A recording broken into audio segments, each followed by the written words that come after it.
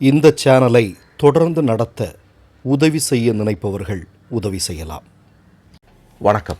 வரும் நாட்களில் பெட்ரோல் தட்டுப்பாடு, கேஸ் தட்டுப்பாடு இதெல்லாம் வரும் அப்படிங்கிறது 140 கோடி இந்திய மக்களுக்கு நல்லா தெரியும். ஏன்னா ஈரான் அடிச்சிட்டு இருக்கிற அடி அந்த மாதிரி அடிக்கிறான்.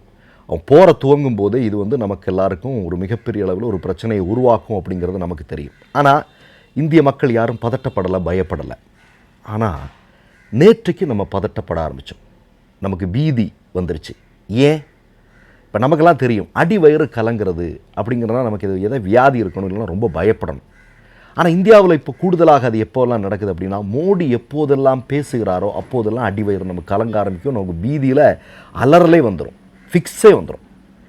நேற்றைய தினம் மோடி சொல்கிறாரு, என்ன சொல்கிறாரு? இந்த கேஸ் சிலிண்டர் தட்டுப்பாடு, பெட்ரோல் தட்டுப்பாடு மாதிரியான விஷயங்களை கொரோனா பெருந்தொற்று காலத்தில் 140 கோடி இந்திய மக்கள் எப்படி எதிர்கொண்டார்களோ அதே மாதிரி எதிர்கொள்வோன்னு சொன்னார். பார்த்தீங்களா? அந்த நொடியில் எல்லாவனும் பயந்து செத்துட்டான். என்ன பண்ணுறதுனே தெரியலங்க. ஏன்னா மோடி கொரோனா பெருந்தொற்று காலத்தில் இந்தியாவில் என்ன பண்ணார் அப்படிங்கிறதெல்லாம் நமக்கு நல்லா தெரியும். சும்மா நடந்து போகிறவன் மேலே ட்ரெயின் ஏறியே பாதி பேர் செத்தானா இல்லையா? மாத்திரை இல்லாமல் செத்தான், சுவாச கருவிகள் இல்லாமல் செத்தான். குஜராத்தில் ஃப்ரெஷ் பேக்குன்னு சொல்லி கொண்டு கொடுத்ததில் அது ஒர்க் ஆகாமலே பல பேர் செத்தான். இதெல்லாம் நடந்தது. கங்கை ஆற்றினுடைய படுகையில் எத்தனையோ பேர் புதைக்கப்பட்டார்கள், மிதந்தார்கள். இவ்வளோ பெரிய கொடூரம், அவலம் எல்லாம் இந்தியாவில் நடந்தது மோடியினுடைய நிர்வாகமின்மையினால். மோடிக்கு அதை பற்றியெல்லாம் தெரியாது. இப்போ நான் என்ன சொல்கிறேன், சும்மா தானே இருக்கணும். நீ எங்களை எதுக்கு பயமுறுத்துற? நாங்கள் 11 வருஷமாக ஏதோ கஷ்டத்தை நாங்கள் அனுபவித்து நாங்கள் போயிட்டுருக்குறோம். நீ எதுக்கு பேசுகிற? நீ பேசுனா தானே பிரச்சனை. டிமானிட்டைசேஷனுக்கு நீ பேசுன, என்னாச்சு? 176 பேர் லைனில் நின்று செத்தான். நீ ஏன்பா பேசுகிற? நீ எதுக்கு பேசுகிற? நீ பேசினாலே பயமாக இருக்குது, நீ பேசினாலே பீதியாக இருக்குது. எங்களுக்கு அடிவயிறு கலங்கிருது. இன்றைக்கி வந்திருக்குங்க, இன்றைக்கி செய்தி வந்திருக்கு. என்ன தெரியுமா?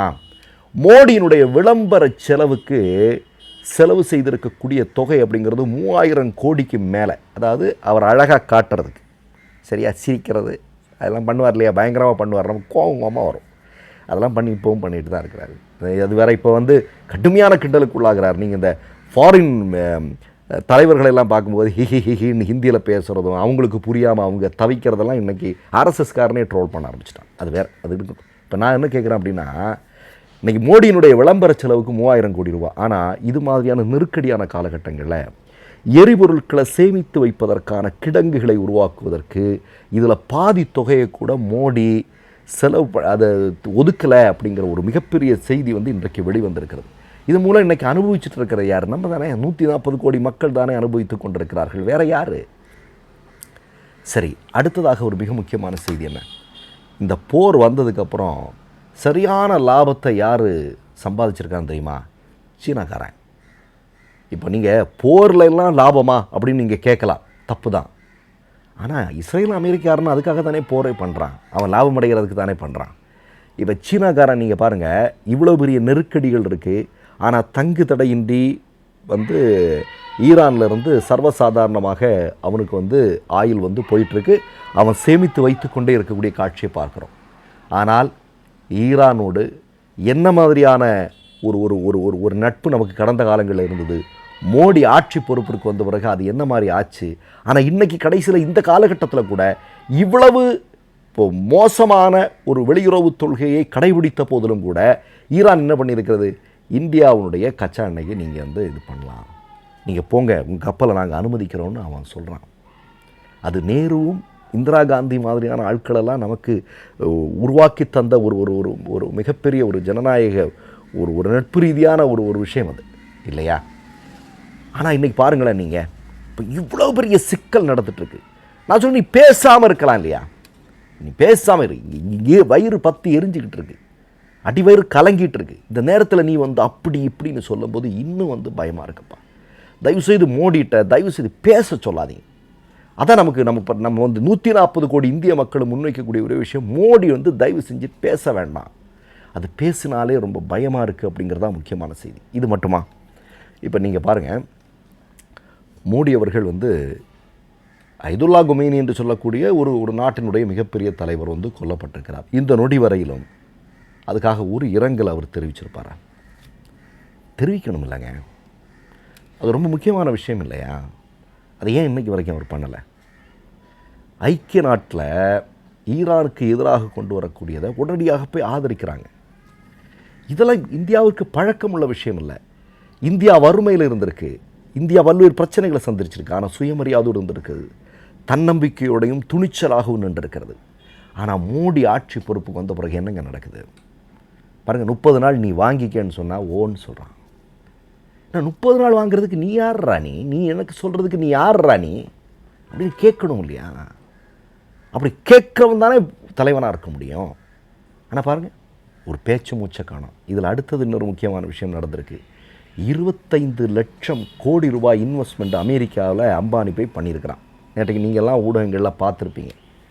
அதான் அங்கே இப்போ இன்வெஸ்ட் பண்ணுறதுனால பென்சில்வேனியான்னு நினைக்கிறேன், அந்த பிரதேசமும் அந்த அமெரிக்கர்களுக்கு மிகப்பெரிய வேலை வாய்ப்பையும் அம்பானி உறுதி செய்திருக்கிறார் அப்படின்னு ட்ரம்ப் கொக்கரித்து கொண்டிருக்கக்கூடிய காட்சியை பார்க்குறோம்.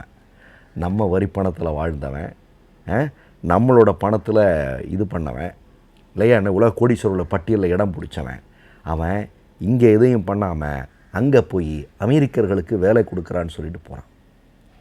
நீங்கள் கொஞ்சம் யோசிச்சு பாருங்கள், என்ன மாதிரியான விஷயங்களெல்லாம் நடந்துகிட்ருக்கு பாருங்கள். இதில் வேறு நம்ம சேர்ந்து இது பண்ண போகிறோம், அது பண்ண போகிறோம், இது பண்ண போகிறோம். தயவுசெய்து நான் மீண்டும் மீண்டும் சொல்கிறேன் மோடிக்கிட்ட ஒரே ஒரு விஷயந்தான். சார், தயவுசெய்து கையெடுத்து கும்பிட்டு கேட்குறேன் சார், நீங்கள் பேசாதீங்க. நீங்கள் இதை பண்ணலாம் அதை பண்ணலான்னு சொல்லி எங்கள் உயிரை தயவு செஞ்சு எடுக்காதீங்க. ஏன்னா ஏற்கனவே இந்த 11 வருஷத்தில் பாதி பேர் அந்த நிலைமைக்கு வந்துட்டான். சரியா? இப்போ நீங்கள் இந்த மாதிரி வடை சுடுறதெல்லாம் ஏன்னா போயிடுச்சு. நீங்கள் யார் அப்படிங்கிறது இன்றைக்கி எல்லாருக்கும் தெரியும். உங்கள் முகத்திரை கிழிச்சிட்டு ராகுல் காந்தியெல்லாம் டெய்லியாக தானே பண்ணிகிட்ருக்காரு. பார்லிமெண்ட்டுக்கு போய் பேச பயப்படுறீங்க, பத்திரிக்கையாளர்களை பார்த்து பேச பயப்படுறீங்க. உங்களுக்குன்னு ஒரு கூட்டம் வச்சுருப்பாங்க, கேள்வி கேட்காத கூட்டத்தில் போய் பேசுகிறது, ஏதாவது ஒன்று பேசிட்டு வந்தது எங்களை பீதி கிளப்பி விட்டுறது. நாங்கள் என்ன பண்ண முடியும்? நாங்கள் இந்த மாதிரி வீடியோ போட்டு முறையிடத்தான் முடியும். யார்கிட்ட போய் இங்கே பேச முடியும்? சார், தயவு செஞ்சு நிப்பாட்டிடுங்க சார், நான் கையெடுத்து கெஞ்சி கூப்பிட்டுக்கிறேன். மற்றொரு நிகழ்வில் சந்திப்போம். நன்றி, வணக்கம். 3 யூடியூப் சேனல்கள் வியாபாரத்திற்கு இருக்கிறது. தேவைப்படுபவர்கள் இந்த எண்ணுக்கு தொடர்பு கொள்ளுங்கள். மை நேம் இஸ் ரெட் சேனலை சப்ஸ்கிரைப் பண்ணிக்கோங்க. அதுக்கப்புறமா பக்கத்தில் இருக்கிற ஜாயின் பட்டனை கிளிக் பண்ணீங்கன்னா ஒரு நியூ பேஜ் ஒன்று ஓப்பன் ஆகும். அதுலேயும் ஜாயின் பட்டனே கிளிக் பண்ணிக்கோங்க. அதில் பார்த்தீங்கன்னா credit card, debit card options இருக்கு.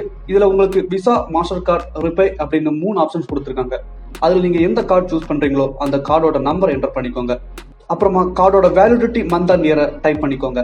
அடுத்தபடியா உங்க கார்டோட பின்னால CVC கோடுன்னு சொல்லிட்டு 3 நம்பர்ஸ் கொடுத்துருப்பாங்க. அந்த நம்பரை இதில் என்டர் பண்ணிக்கோங்க. அப்புறமா அட்ரஸ் அண்ட் இன்ஃபர்மேஷன் என்டர் பண்ணிட்டு பைங்கிற பட்டனை கிளிக் பண்ணிக்கோங்க. ஒருவேளை உங்க கார்டு நம்பர் இன்வாலிட்னு காமிச்சிச்சுன்னா உங்க கார்டில் இன்டர்நேஷனல் யூசேஜை எனேபிள் பண்ணுங்க.